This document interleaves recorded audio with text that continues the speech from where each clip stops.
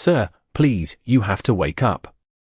The words barely made it past Naomi Brooks' lips, carried away by the violent roar of the storm as rain slashed across the narrow street in sheets, bouncing off the pavement like shards of glass under the flickering glow of a broken streetlight. The wind pushed against her small frame, cold and relentless, soaking through her thin hoodie and clinging to her skin, but she didn't move back. She couldn't. Not when she saw the car. It had veered off the road and come to rest at an angle in the drainage ditch, one side already swallowed by rising water, the headlights dimming like they were struggling to breathe. Naomi hesitated for half a second, her heart pounding hard against her ribs, then forced her feet forward, step by step, until the icy water wrapped around her ankles and climbed higher. "Hey, can you hear me?" she called again, her voice trembling but steady enough to carry purpose. Inside the car, a man slumped forward against the steering wheel, his suit darkened by rain, his face partially shadowed, completely still. Naomi's chest tightened. She didn't know who he was. She didn't know why he was there. All she knew was that no one else had stopped. No headlights had slowed. No doors had opened.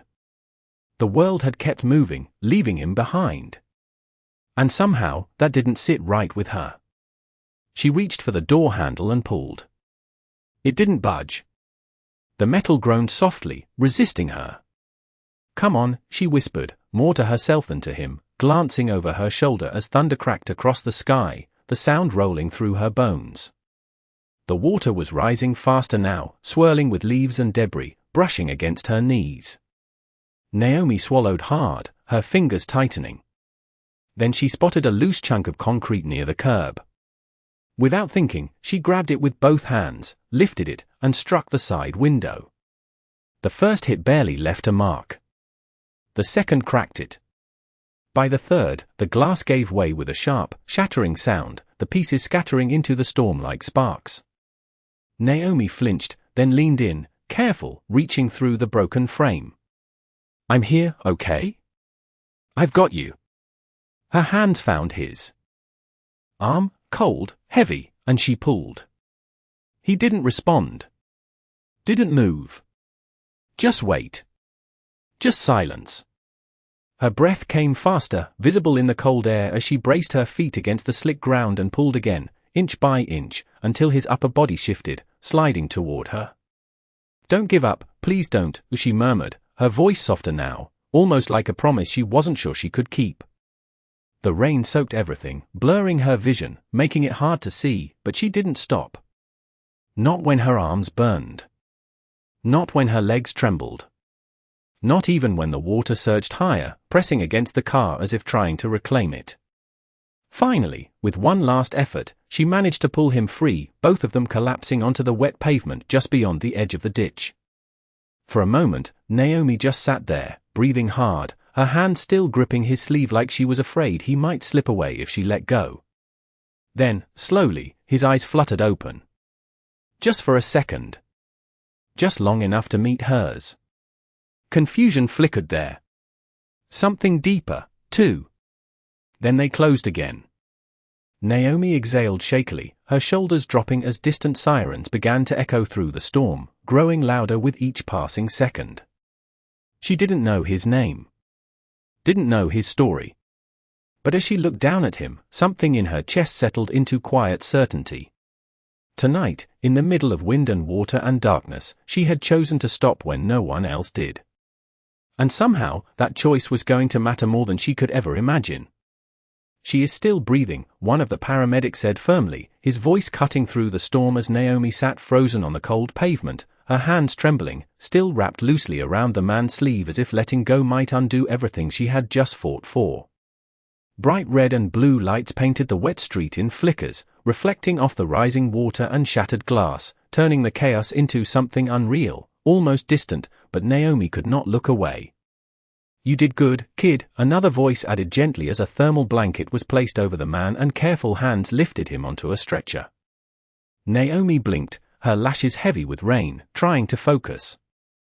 As everything moved faster now, organized, controlled, like the world had suddenly decided to step in after she had already made her choice.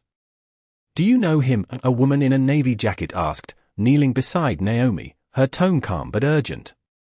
Naomi shook her head slowly. No, I saw the car, she replied, her voice soft, uneven, but steady enough to carry truth. The woman studied her for a moment, then gave a small nod. You probably saved his life tonight. The words landed heavier than the storm. Naomi looked down at her hands, still shaking, still cold, and for a second she did not feel strong. She felt small. But she stayed there, watching as they loaded him into the ambulance, as if she needed to see it through to the end. Just before the doors closed, the man's hand shifted slightly against the blanket, a faint movement, barely noticeable, but enough to make her heart catch. She stepped forward instinctively, but the doors shut with a firm click, sealing him inside as the sirens rose again, louder now, pulling away into the night. And just like that, he was gone. The street fell quieter, the storm still raging but somehow less overwhelming without the urgency that had filled it moments before. Naomi stood slowly, her soaked sneakers squishing against the pavement as she wrapped her arms around herself, trying to hold on to what had just happened. It felt too big. Too sudden.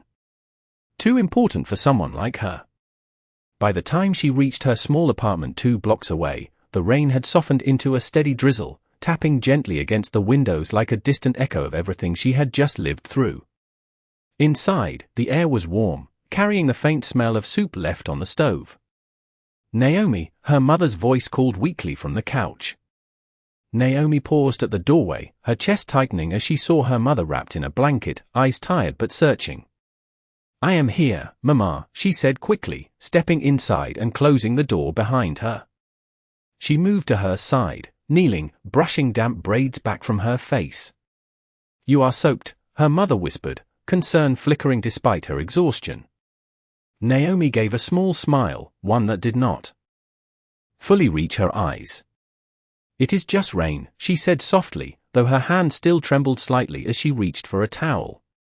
Her mother studied her for a long moment, as if she could sense there was more, but said nothing.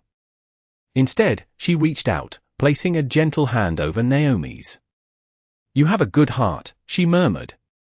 Naomi swallowed, her gaze dropping for a second before she nodded. Later that night, long after her mother had fallen asleep, Naomi sat by the window, watching the last of the rain slide down the glass in quiet streaks. The city had returned to its usual rhythm, distant cars passing, lights flickering on and off in neighboring buildings, everything moving forward as if nothing had changed. But Naomi knew something had. Somewhere out there, a man she had never met was alive because she chose to stop. She did not know his name. She did not know if she would ever see him again. But as she rested her forehead lightly against the cool glass, one quiet thought settled deep in her chest, steady and certain. Tonight was not the end of that story. It was only the beginning. What if he never even remembers you? The thought came quietly, almost like a whisper against the steady hum of the early morning city, as Naomi Brooks stood at the small kitchen sink, rinsing a chipped mug while pale sunlight filtered through the thin curtains. The storm had passed, leaving behind streets still damp and glistening, but the world had already moved on, as if nothing extraordinary had happened the night before. Naomi paused, her fingers resting against the cool porcelain, her reflection faintly visible in the window glass. For a moment, she could still see it clearly, the flashing lights, the stretcher, the man's face just barely illuminated as his eyes opened for that single second. It felt distant now, almost like something she had imagined. From the living room, the soft sound of her mother coughing broke the silence, pulling Naomi back. She dried her hands quickly and stepped out, her expression settling into something calm, something steady. You should rest more, Naomi said gently, adjusting the blanket around her mother's shoulders. Her mother smiled faintly. Her eyes warmed despite the exhaustion. And you should not worry so much, she replied, her voice soft but knowing. Naomi let out a small breath, glancing away for a second before nodding. Later that afternoon, Naomi made her way down the narrow sidewalk toward the bus stop, her backpack slung over one shoulder, the worn strap digging lightly into her hoodie. The neighborhood looked the same as it always did, familiar faces, familiar sounds, nothing out of place. But Naomi felt different walking through it. Slower. More aware. as if something inside her had shifted in a way she could not quite explain. At the corner store, Mr. Alvarez leaned against the counter, flipping through a newspaper. "You see this?" he called as Naomi stepped inside, shaking the bell above the door. Naomi glanced up. The front page showed a blurred photo of a damaged vehicle being pulled from a flooded street, the headline bold and urgent. "Local business leader injured in storm incident." Naomi's step slowed. "They say he is important," Mr. Alvarez continued, tapping the page. "Big company. Big money. People like that do not end up in places like this by accident." Naomi moved closer, her eyes scanning the article. It did not mention a name clearly, only speculation, only fragments. But something about it made her chest tighten slightly. "Is he okay?" she asked quietly. Mr. Alvarez shrugged. "Alive, they say. That is what matters." "Alive." Naomi nodded once, her fingers tightening slightly around the strap of her bag. She did not say anything else. That evening, as the sun dipped low and painted the sky in soft shades of gold and grey, Naomi sat on the steps outside her building, her elbows resting on her knees, watching the street. Kids rode bikes past her, laughter echoing lightly, while cars rolled by in steady rhythm. Everything was ordinary. But her thoughts kept drifting back to that moment, the way his eyes had met hers, even if only for a second. It had not felt empty. It had not felt like nothing. Somewhere across the city, in a place Naomi could not picture, that man was alive. Breathing. Recovering. Maybe surrounded by people who knew his name, who understood his world in ways she never would. Naomi let out a slow breath, leaning back slightly as the evening air cooled. "It is enough," she whispered to herself, almost as if she needed to hear it out loud. She had done what she could. She had stopped when no one else did. And that had to be enough. But deep down, beneath the calm she tried to hold on to, there was something else. Something quiet, persistent. A feeling that the story she had stepped into the night before had not fully closed. That somehow, in ways she could not yet see, it was still unfolding. And somewhere out there, the man she pulled from the storm was waking up and beginning to remember. "She was there," he said slowly, his voice rough but steady, cutting through the quiet hum of the hospital room as sunlight stretched across polished floors and sterile white walls. Ethan Caldwell stared ahead, his gaze distant, as if trying to hold onto something that refused to stay still. A nurse paused near the doorway, exchanging a glance with the doctor, unsure how much of what he remembered was real. "Sir, you need to rest," the doctor said gently, stepping closer, his tone calm but firm. Ethan did not respond immediately. His fingers shifted slightly against the blanket, his eyes narrowing just a fraction. "A girl," he added after a moment, quieter now, like he was speaking to himself. "She pulled me out." The room fell still for a second, the faint beeping of the monitor the only sound filling the space.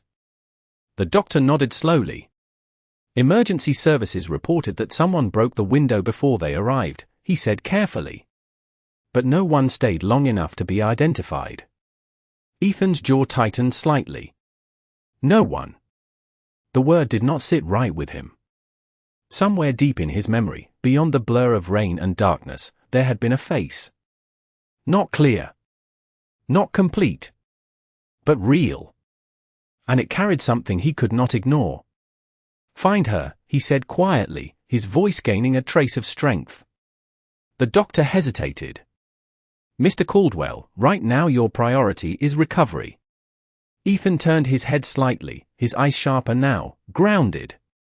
"That is my priority," he replied, calm but unwavering. Across the city, Naomi Brooks stepped off the bus, the afternoon sun warm against her skin as she adjusted the strap of her bag and walked the familiar route toward home. The world moved around her in its usual rhythm, cars passing, people talking, doors opening and closing, but she felt slightly out of sync with it all, like she was carrying something unseen. She had not told anyone about the night of the storm. Not really. Not beyond a few quiet words. It had settled into her life like a secret she did not fully understand yet. As she reached her building, she paused for a moment, glancing up at the worn brick exterior, then continued inside. "You are back early," her mother said from the couch, her voice soft but observant. Naomi smiled faintly. "It was a slow day," she replied, setting her bag down and moving toward the kitchen. But even as she spoke, her mind drifted again, pulled back to that single moment when his eyes had opened. There had been something there. Something that did not feel like an ending. Back in the hospital, Ethan sat up slightly, ignoring the subtle discomfort as he reached for the glass of water beside him. His movements were careful, deliberate, but his mind was anything but still. Fragments of the storm replayed in flashes, the sound of water rushing, the sharp crack of glass, the feeling of being pulled from somewhere he could not escape on his own. And then her voice. Soft, steady, refusing to let him slip away. He closed his eyes briefly, focusing, trying to hold on to it. "She said something," he murmured. The doctor looked up. "Do you remember what?" Ethan opened his eyes again, his expression tightening as he searched through the haze. "She said, 'I have got you.'" The words lingered in the air, simple but powerful, grounding him in a way nothing else had. Somewhere out there, a stranger had stepped into his world at the exact moment he needed it most. And she had not stayed for recognition. She had not waited for thanks. She had just gone. Ethan exhaled slowly, his gaze shifting toward the window where the city stretched endlessly beyond the glass. "Then we're going to find her," he said, more to himself than anyone else, his voice calm but filled with quiet certainty. Because for the first time in a long time, something in his life did not feel like business, or strategy, or control. It felt personal. And somewhere across that same city, unaware of the ripple she had set in motion, Naomi Brooks continued her day, not knowing that the man she had pulled from the storm was no longer just remembering her. He was searching. "We are not looking for a name," Ethan said quietly, his voice steady but carrying a weight that made the entire room listen differently. "We are looking for a moment." The conference room fell into a brief silence as his team exchanged uncertain glances, the city skyline stretching wide behind him through the floor-to-ceiling glass, sunlight reflecting off steel and glass in sharp, clean lines that felt worlds away from the storm he could not forget. "Sir, without an identity, it is going to be difficult," one of his analysts said carefully, tapping a tablet filled with reports and timelines. There were no witnesses who stayed, no cameras with a clear angle, and the area is, he hesitated slightly, choosing his words, not heavily monitored. Ethan did not look at him right away. His gaze remained fixed on the horizon, distant but focused. "She broke the window," he said after a moment. "That means there will be a report of damage.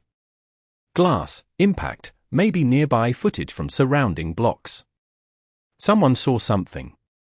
His tone was calm, but there was no room for dismissal in it. Around the table, people shifted, already recalculating, already moving to follow the direction he had set. "Expand the search radius," he added, turning slightly now, his eyes sharper. "Check emergency dispatch logs, repair records, local businesses. Do not filter by status." She would not have been there if she had options. The room quieted again, but this time it was different. Focused. Intentional. Across the city, Naomi Brooks wiped down the counter at the small diner where she worked part-time, the scent of coffee and warm food lingering in the air as the late afternoon crowd thinned out. The bell above the door chimed softly as another customer left, and Naomi let out a small breath, rolling her shoulders as she reached for a stack of clean mugs. "You have been quiet today," Mrs. Green called from behind the register, her voice gentle but observant. Naomi glanced up briefly, offering a small smile. "Just tired," she replied, though her mind had drifted more than usual, pulled again and again toward something she could not fully explain. "You always say that," Mrs. Green said with a knowing look, but she did not press further. Naomi returned to her work, her movement steady, practiced, but her thoughts wandered back to that night, to the sound of the storm and the weight of a stranger's life in her hands. It had been days now, and still, it lingered. Not as fear. Not as regret. But as something unfinished. Back in the glass tower downtown, Ethan stood alone in his office, the city lights beginning to flicker on as the sun dipped lower. A folder rested open on his desk, filled with fragments, maps, timelines, notes from interviews that led nowhere concrete but still felt important. He flipped through them slowly, his fingers pausing on a single image, a grainy still shot from a distant traffic camera, barely clear but enough to show a figure near the car. Small. Slight. Standing in the rain. Ethan's breath slowed as he studied it, his mind aligning the memory with the image. "That is her," he said quietly. Not a question. A certainty. Somewhere between the chaos of that night and the silence that followed, she had stepped into his life without hesitation and without expectation. And now, even without a name, she was becoming impossible to ignore. Across town, Naomi stepped out of the diner as the evening settled in, the air cooler now, carrying the faint hum of traffic and distant voices. She pulled her hoodie tighter around herself, pausing on the sidewalk as she glanced up at the sky, now calm, clear, nothing like the storm that had changed something inside her. She did not know why she felt it again, that quiet pull, like something unseen was moving closer. Not in a way that frightened her, but in a way that made her stand still for just a second longer than usual. Somewhere, at that exact same moment, Ethan closed the folder and looked out over the city, his reflection faint in the glass, his thoughts aligned with a single direction. He did not know where she was. Not yet. But he was closer than he had been before. And Naomi, unaware, was no longer just a memory in the storm. She was becoming a destination. "We found something," the analyst said, his voice careful but edged with something new, something closer to certainty than before, as Ethan stood near the glass wall of his office, the city stretching endlessly below like a grid of quiet secrets waiting to be uncovered. Ethan did not turn immediately, but his posture shifted, a subtle tightening that revealed his attention had locked in completely. "Show me," he replied, calm, controlled, but unmistakably focused. The tablet was placed in his hand, and for a moment, the room faded away as he studied the image. It was still grainy, imperfect, captured from a distant angle through rain and motion, but this time it was clearer than before. A figure standing beside the damaged car. Small frame. Hood pulled low. One arm extended toward the broken window. Frozen in a moment that had already changed everything. Ethan's fingers tightened slightly around the edge of the tablet. "Enhance this," he said quietly. "Pull every frame from that time window. I want movement, not just a still." The analyst nodded quickly. "We are already working on it, sir." "There is also something else." Ethan glanced up, his eyes sharp. "What is it?" A nearby store reported unusual activity that night. A security camera caught someone passing through about 10 minutes before emergency services arrived. "It is not perfect, but," he hesitated, then continued, "it might be her." Ethan did not speak right away. Instead, he handed the tablet back and walked toward his desk, his mind already connecting fragments, aligning timelines, building something from pieces that had once seemed impossible to trace. "Then we follow that," he said. "Every step she took before and after that moment matters."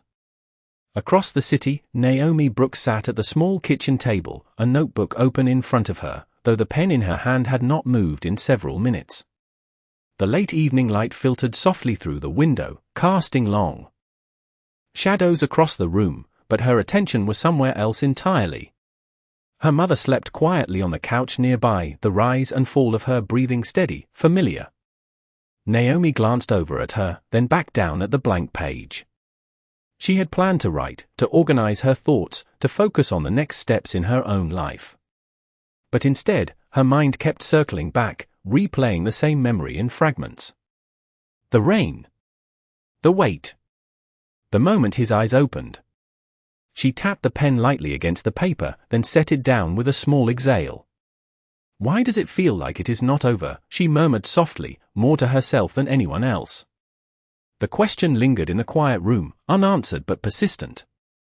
Back in the office, the enhanced footage flickered onto the large screen, each frame pulled carefully from the storm-soaked night. Ethan stood still, watching as the sequence played slowly. The figure moved with urgency, slipping slightly on wet pavement, then steadying, then striking the glass. Even through the distortion, the intention was clear. She had not hesitated. She had not looked around for help. She had acted.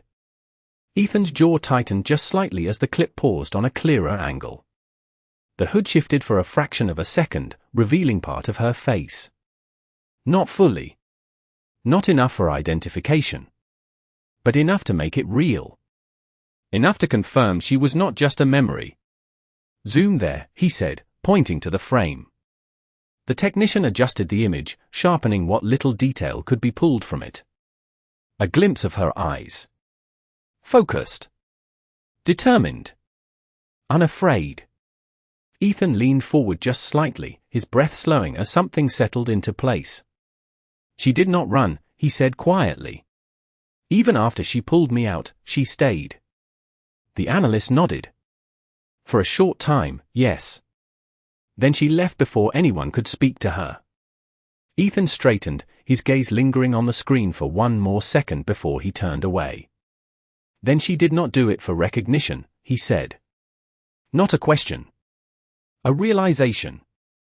Across town, Naomi stepped outside onto the small balcony connected to her apartment, the night air cool against her skin as she wrapped her arms loosely around herself. The city stretched out before her, lights flickering, distant and alive, but she felt suspended between something she had already lived and something she had not yet reached. She closed her eyes briefly, breathing in the quiet, trying to settle the feeling that had followed her all day. It was not fear. It was not regret. It was something else. Something closer. Somewhere across that same city, Ethan Caldwell stood looking out over the skyline, the reflection of the enhanced footage still lingering in his mind. He did not know her name. Not yet. But now, for the first time, he could see her. And that changed everything. "Sir, we have a match." The words landed softly, but they carried a weight that shifted the air in the room as Ethan stood still, his gaze fixed on the large screen where the enhanced footage had been frozen mid-frame. The analyst stepped forward, placing a new file onto the display, his movements careful but purposeful. "It is not a full identification yet," he continued, "but we tracked movement from that night across 3 separate cameras. The same individual appears walking 2 blocks east before the storm hit its peak." Ethan did not blink. "Show me," he said quietly. The footage changed. Grainy clips stitched together in sequence. A narrow sidewalk. A figure moving quickly, head down, hoodie pulled tight against the wind. Then another angle. A small corner store. The same figure stepping inside briefly, shaking rain from her sleeves. And then one final frame. Clearer. Not perfect, but enough. Her face tilted slightly toward the light. Just for a second. Ethan stepped closer without realizing it, his breath slowing as something inside him aligned with absolute certainty. "That is her," he said. Not a guess. Not hope. Recognition. The analyst nodded. "We traced the location. That store is still open. We can start there." Ethan's eyes remained on the screen for a moment longer, studying the image, committing every detail to memory. Then he turned, his voice steady but carrying something deeper now. "No," he said. "We do not start there." The room stilled. "We go there." Across the city, Naomi Brooks stood behind the counter at the diner, her hands moving automatically as she refilled a coffee cup, her attention drifting between the present and something she could not quite name. The late afternoon sun filtered through the front windows, casting warm light across the worn booths, but she barely noticed it. "Naomi," a customer called gently.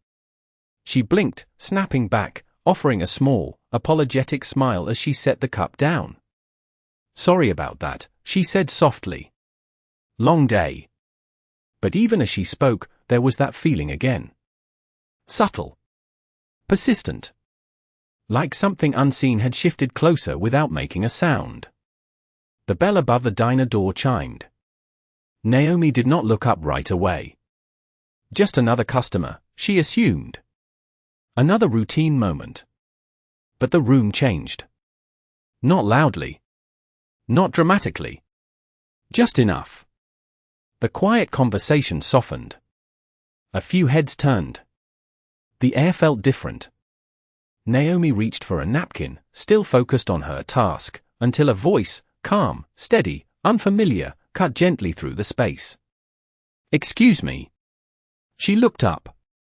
And for a moment, everything slowed. Standing near the entrance, framed by the fading sunlight, was a man who did not belong in this place. Not because he looked out of place, but because everything about him carried a different world. His suit was tailored, precise. His posture controlled. His presence quiet but undeniable. And his eyes locked directly onto hers. Naomi frowned slightly, her hand pausing mid-motion. Something about him felt familiar. Not in a way she could explain. Not yet. Just enough to make her heart shift once in her chest. Across the room, Ethan Caldwell took a slow step forward, his gaze never leaving her face. Up close, there was no doubt. The image. The memory. The voice he had carried through days of silence. It all aligned in a single, undeniable moment. He stopped just a few feet from the counter, the distance between them smaller now, but still holding everything unsaid. Naomi tilted her head slightly, searching his face, trying to understand why the air felt heavier, why her instincts were suddenly awake. "Can I help you?" she asked, her voice calm but edged with quiet curiosity. Ethan held her gaze for a second longer, his expression softening. Just slightly, not with hesitation, but with something closer to recognition finally reaching its end. "You already did," he said quietly. And in that moment, the distance between two completely different worlds collapsed into a single point in time. "I do not understand," Naomi said slowly, her brows drawing together as she studied his face more closely, her hand still resting lightly on the counter as if grounding herself in something familiar while everything else began to shift. The diner had gone quieter now, not completely silent, but the kind of quiet where people pretended not to listen while clearly listening to everything. Ethan did not look away. "That night," he said, his voice low, steady, carrying a weight that did not need to be raised to be felt, "in the storm, you pulled me out of a car." Naomi blinked once, then again, her expression tightening slightly as her mind searched through memory, through rain and noise and movement. For a second, nothing aligned. And then it did. The broken glass. The weight. The eyes that opened for just a moment before closing again. Her breath caught softly. "That was you?" she asked, quieter now, her voice losing some of its distance. Ethan nodded once. "That was me." The space between them shifted again, something unspoken settling into place as recognition slowly took hold on her side. Naomi straightened slightly, her fingers curling against the edge of the counter. "I did not know who you were," she said, almost defensively, as if that mattered now. Ethan's expression softened, just slightly. "That is exactly why I am here," he replied. Naomi let out a small breath, her gaze dropping for a second before lifting again.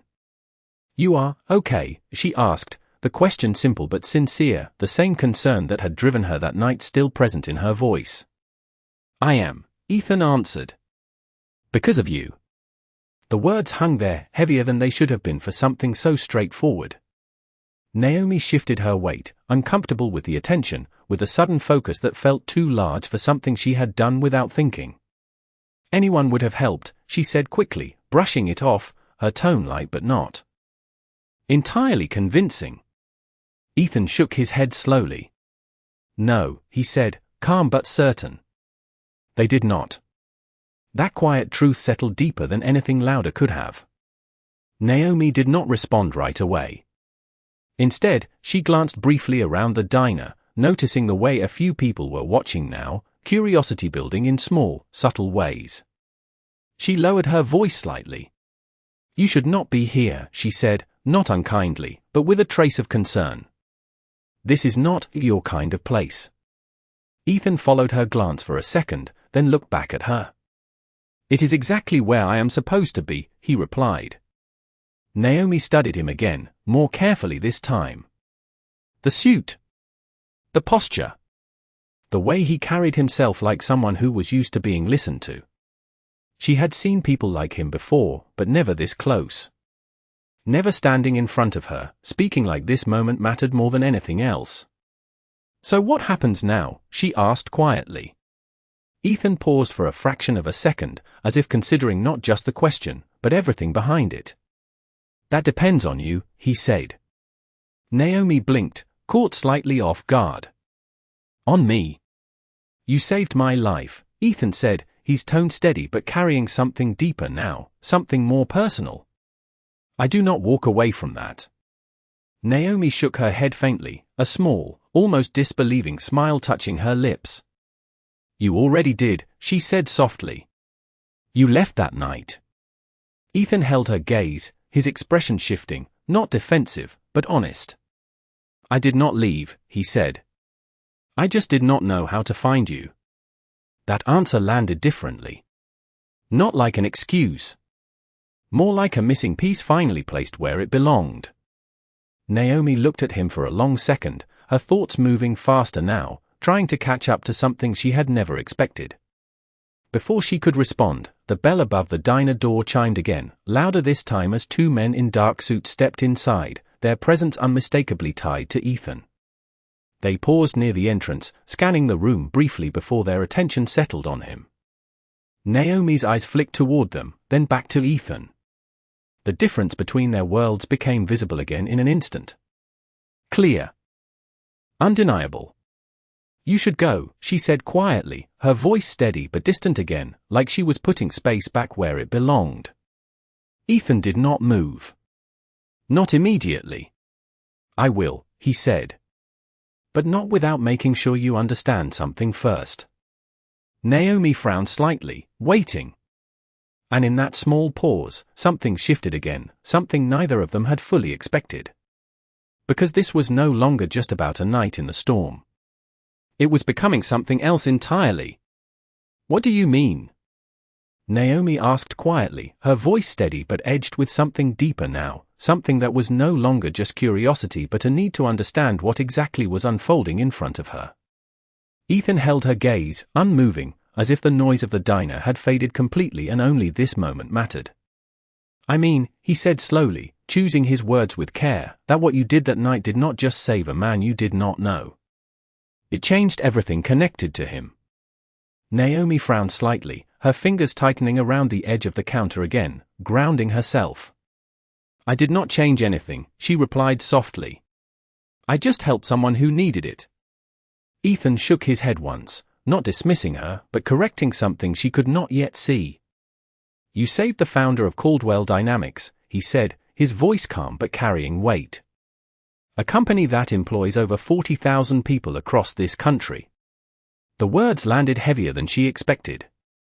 Naomi blinked, processing, her eyes searching his face for any sign that he was exaggerating. That is not, she paused, then shook her head faintly. That is not something I was thinking about that night. I know, Ethan said. That is exactly the point. The quiet truth of that settled between them, deeper than anything louder could have. Naomi glanced briefly toward the suited men near the door, then back at him, the distance between their worlds becoming clearer again, sharper now that she understood who he really was. So this is what this is, she asked, her tone shifting slightly, cautious now. You came here to say thank you. Ethan did not answer immediately. Instead, he took a slow breath, as if preparing to move. Beyond something simple into something more complicated. No, he said finally. Naomi's brows drew together. Then what? For the first time since he had walked in, Ethan's expression shifted in a way that was harder to read, not uncertainty, but something more deliberate, something layered. Because what happened that night was not random, he said quietly. Naomi froze slightly. What do you mean? She asked, her voice lower now, the question coming from somewhere deeper. Ethan glanced briefly toward the window, toward the street beyond, as if measuring how much to say in a place like this. Then he looked back at her. That road was closed an hour before the storm hit, he said. There were alerts. Detours. My driver never should have taken that route. Naomi's breath slowed. But you did, she said softly. Ethan nodded once. Yes. And the car did not just lose control. Something else caused it to stop where it did. The diner felt even quieter now, the kind of silence that pressed gently but firmly against the edges of the moment. Naomi's mind moved quickly, piecing together something she had never considered before. Are you saying, she hesitated, the words unfamiliar, that it was not an accident? Ethan did not answer directly. Instead, he held her gaze, letting the implication settle on its own.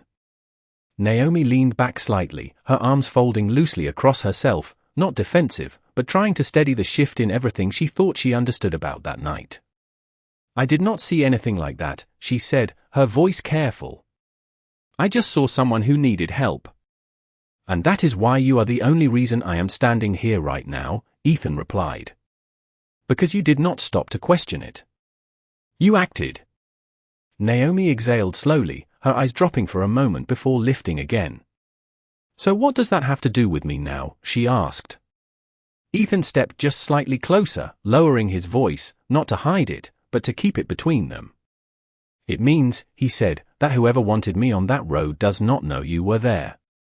Naomi's heart shifted once in her chest, not fear, not exactly, but awareness.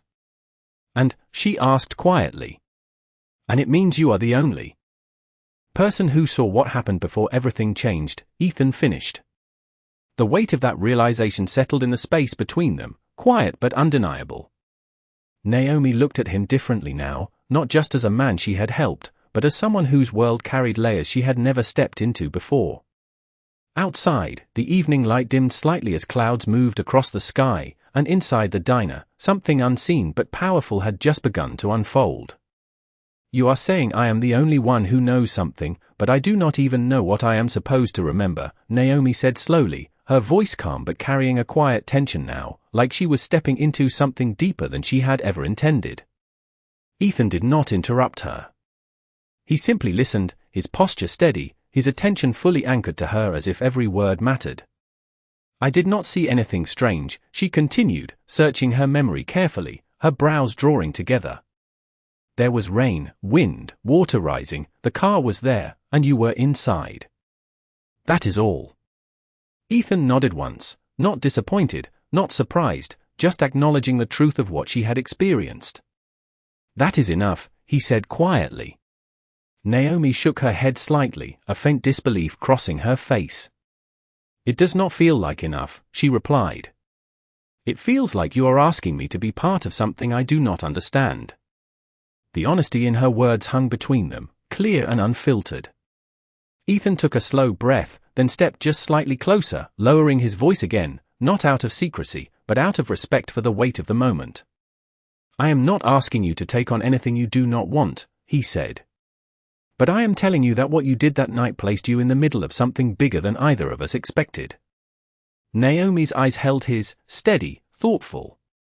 And if I say I want nothing to do with it, she asked quietly. For the first time, Ethan paused longer before answering. Not because he did not have an answer, but because he understood what the question truly meant. Then you walk away, he said finally, his tone calm, sincere. And I make sure nothing from my world ever touches yours again. The simplicity of that answer surprised her. Naomi studied him for a moment, as if measuring whether she believed him. There was no pressure in his expression. No demand. Just truth. But, she prompted softly, sensing there was more. Ethan gave a small, almost imperceptible nod. But if you stay, he continued, then I make sure you are not standing in it alone. The diner felt smaller now, more contained, like the outside world had faded just enough for this conversation to exist in its own space. Naomi exhaled slowly, her gaze drifting briefly to the window, to the street beyond where everything still looked ordinary, unchanged. I did not ask for any of this, she said, not as a complaint, but as a fact. I know, Ethan replied. Neither did I. That answer landed differently. Equal. Balanced. For a moment, Neither of them spoke. Then Naomi looked back at him, her expression clearer now, more grounded. "If something really happened that night," she said carefully, "then why are you here talking to me instead of whoever is supposed to handle things like that?" Ethan's lips pressed into a faint line, not frustration, but recognition of a truth he had already accepted. "Because they handle outcomes," he said. "You are part of the cause." Naomi's eyes narrowed slightly, not in suspicion, but in thought. "And you think I can help you figure that out?" she asked. Ethan held her gaze. "I think you already have," he said. The words were not dramatic. They were not loud. But they carried something steady and undeniable. Naomi looked down briefly, her fingers brushing lightly against the counter, grounding herself again as her thoughts moved through everything he had said. This was not just about gratitude anymore. It was not just about a moment in a storm. It was about choices. About whether she stepped forward into something uncertain or stepped back into the life she understood. Behind Ethan, the two suited men shifted slightly, still watching, still waiting, a quiet reminder of the world he came from. Naomi noticed it again, the difference, the distance that could not simply disappear. But when she looked back at him, that distance felt smaller. Not gone. But different. "If I help you," she said slowly, her voice steady now, "then I do it my way." Ethan did not hesitate. "Of course," he replied. Naomi tilted her head slightly, studying him one more time, as if making a decision she knew would matter beyond this moment. Then, after a quiet breath, she gave a small nod. Not dramatic. Not rushed. Just certain enough to move forward. And in that simple choice, something shifted again, something neither of them could fully see yet, but both of them could feel. Because this was no longer just about what had happened in the storm. It was about what they were about to uncover next. "Then we start from where you stood," Ethan said quietly, his voice steady as the weight of Naomi's decision settled into motion, subtle but undeniable, like the first shift before something larger begins. Naomi glanced around the diner one more time, the familiar space suddenly feeling smaller, more fragile against what she had just stepped into. "I cannot just leave right now," she said, her tone practical, grounded. Ethan gave a small nod, understanding without pushing. "You do not have to," he replied. "We move at your pace." That answer softened something slightly, not enough to erase the distance between their worlds, but enough to make the next step feel possible. Naomi turned briefly toward Mrs. Green, who had been watching from behind the counter, her expression unreadable but not disapproving. "I need to step out for a little while," Naomi said, her voice calm but firm. Mrs. Green studied her for a second, then gave a slow nod. "Go," she said simply. "Just do not forget where you come back to." Naomi offered a small, grateful smile before stepping around the counter, the decision now real in her movement. Outside, the air felt cooler, the evening settling in with a quiet stillness that contrasted sharply with the shift happening between them. Ethan gestured toward the waiting car, but Naomi paused before moving. "Before we go anywhere," she said, her eyes lifting to meet his again, "I need you to tell me everything you have not said yet." Ethan held her gaze, recognizing the boundary she was setting, the control she was choosing to keep. "Fair," he replied. He did not rush. Instead, he leaned lightly against the car, the city noise humming softly around them as he began. "The route I was on that night was not part of any schedule," he said.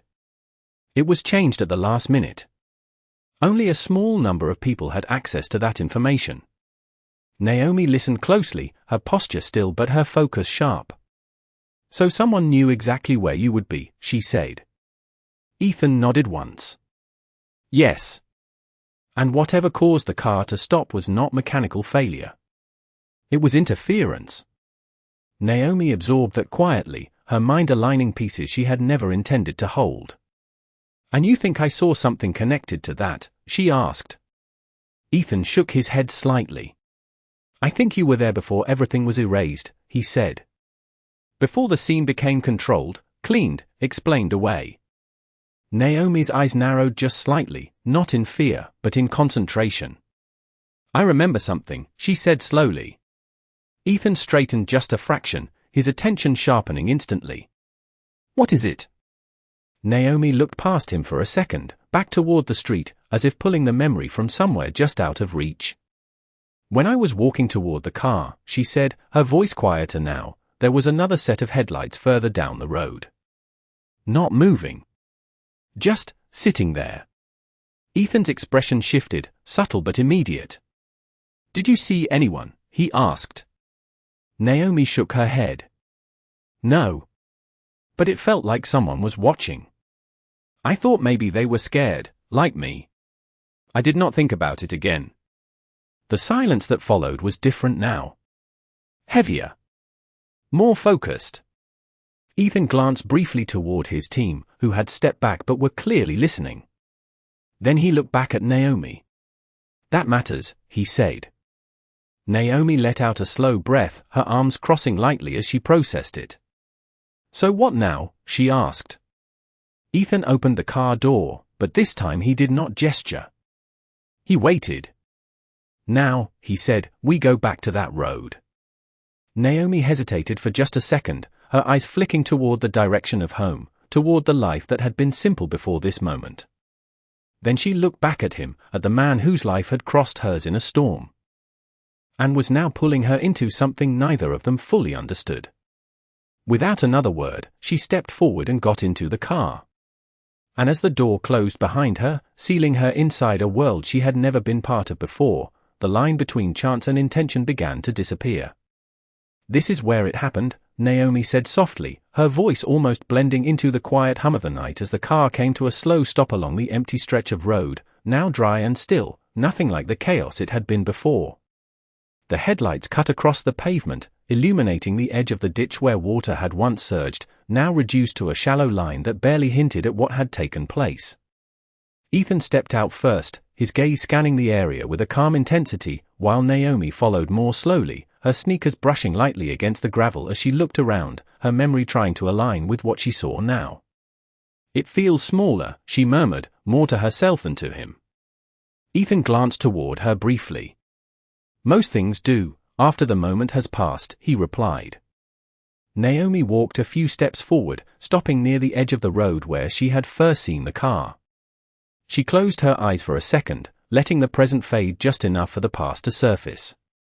The wind. The rain. The sound of water moving fast and heavy. The car was right here, she said, pointing to a spot just off the road. Ethan stepped closer, following her indication, his attention focused not just on what she said, but how she said it. And the other headlights? He asked. Naomi turned slightly, her eyes scanning the dark stretch behind them. Back there, she said, pointing further down the road. They were not moving. Just sitting there, like they were waiting. Ethan looked in that direction, his expression tightening just slightly as the details settled into something more concrete. He nodded once to one of the men behind him, who immediately moved toward the indicated area, a small flashlight cutting through the darkness as he began to search. Naomi watched him for a moment, then turned back to Ethan. I did not think it mattered, she said quietly. Ethan shook his head. It matters now, he replied. They stood there in silence for a few seconds, the quiet of the night pressing gently around them, until the man further down the road called out. Sir, you need to see this.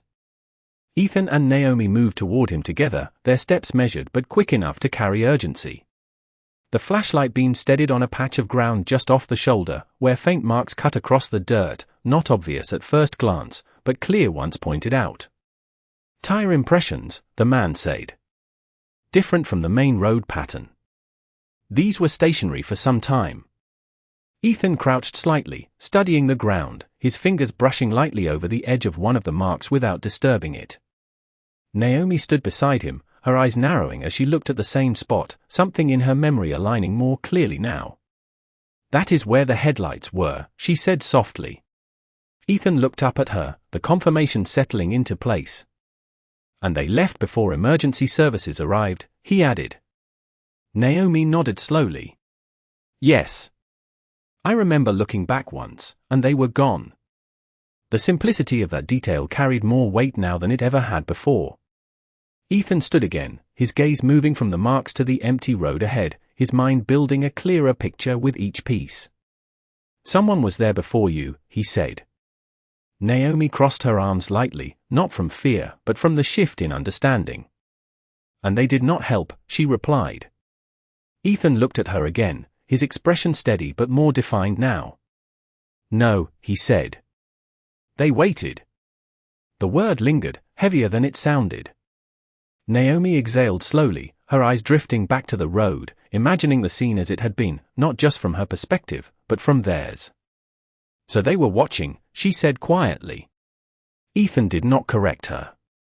He did not soften it. "Yes," he said.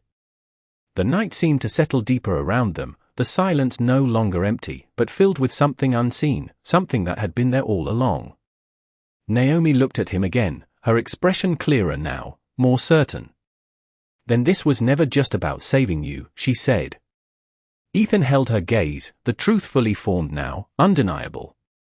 "No," he replied. "It was about stopping something from finishing." And in that moment, standing on the same ground where everything had started, the storm no longer felt like the most dangerous part of that night. "Then we finish what they started," Naomi said quietly, her voice no longer uncertain, no longer searching, but grounded in something steady and unshakable as she looked out across the dark road, the place that had once felt like chaos now revealing something far more deliberate. Ethan turned slightly toward her, studying her expression with a new kind of respect, not just for what she had done that night, but for who she was choosing to be now. "You understand what that means," he said, not as a warning, but as acknowledgement.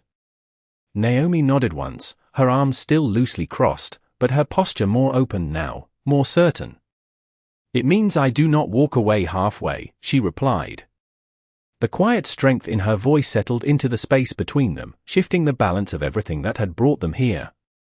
Ethan gave a small nod, then turned back toward the marks on the ground, his mind already moving forward, connecting what they had found to what came next.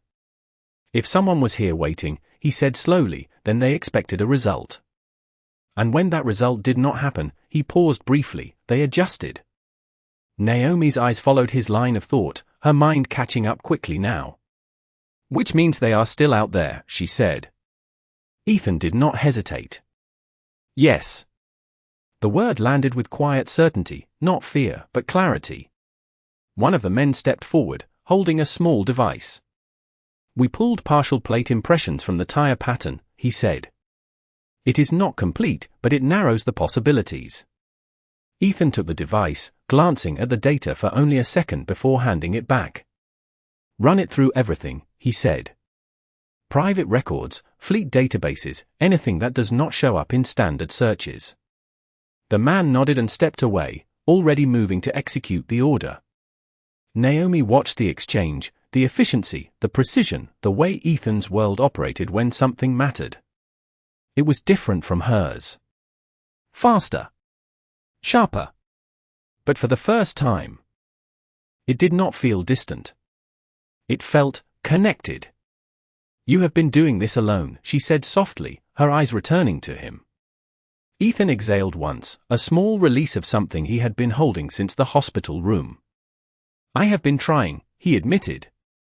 "But I was missing the beginning." Naomi looked back at the road, at the place where everything had started, and shook her head slightly. "You were missing the part where someone chose to stop," she said. Ethan glanced at her again, the meaning settling deeper than the words themselves. For a moment, neither of them spoke. The night remained still, the faint sound of wind brushing against the open stretch of road, carrying the quiet weight of everything they had uncovered. Then Naomi took a small step forward, moving closer to the edge of the ditch where the car had once been. She reached down, her fingers brushing lightly against the ground, not searching for evidence, but grounding herself in the reality of it all. "I did not know who you were," she said softly. "I did not know what any of this meant." She stood again, turning back to face him fully. "But I knew you needed help." Ethan held her gaze, something in his expression shifting again, not just recognition now, but something deeper, something closer to gratitude that had found its place. "And because of that," he said, everything after this is possible. Naomi let out a slow breath, the weight of that settling, but not overwhelming her. Instead, it steadied her. Then we do not waste it, she replied. Ethan nodded once, decisive. We will not. In the distance, the faint sound of a passing car broke the stillness, its headlights sweeping briefly across the road before disappearing again into the night. Naomi watched it for a second, then looked back at Ethan. 5 years from now, she said quietly, I do not want to look back and wonder what would have happened if I had walked away tonight. Ethan's answer came without hesitation. You will not, he said. And in that moment, standing on the same ground where everything had nearly ended, they were no longer separated by the worlds they came from. They were aligned by something far stronger. A single choice made in the middle of a storm. A choice that had not only saved a life, but had uncovered a truth waiting to be finished. And as they turned back toward the car, ready to move forward together, the story that had begun in chaos now carried something else entirely. Direction. Purpose. And a future neither of them had seen coming.